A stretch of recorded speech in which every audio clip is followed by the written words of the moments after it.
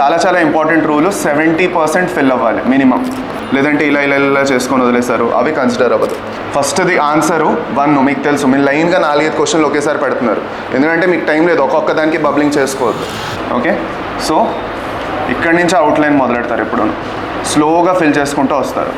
చాలా important rule 70% fill అవ్వాలి minimum. మీకు ఆన్సర్ కింద కన్సిడర్ అవ్వాలంటే 70% ఆఫ్ ద బబుల్ ఫిల్ అవ్వాలి. ఓకే, ఫర్ సపోజ్ ఒక్కొక్క దాంట్లో మీరు జస్ట్ లెటర్స్ చుక్కిలా పెట్టారు, లేదంటే ఇలా చేసుకొని వదిలేస్తారు, అవి కన్సిడర్ అవ్వదు. సో అందుకే నేనేమంటానంటే, ఫర్ సపోజ్ లెటర్స్ 1 2 3 4 5 6 ఇలా ఉన్నాయి. ఓకే,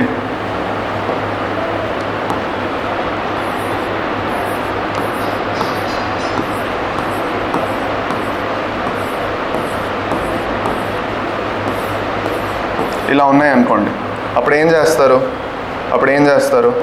సింపుల్, ఫస్ట్ది ఆన్సరు 1 మీకు తెలుసు, మీరు లైన్గా 4-5 క్వశ్చన్లు ఒకేసారి పెడుతున్నారు, ఎందుకంటే మీకు టైం లేదు, ఒక్కొక్క దానికి బబ్లింగ్ చేసుకోవద్దు.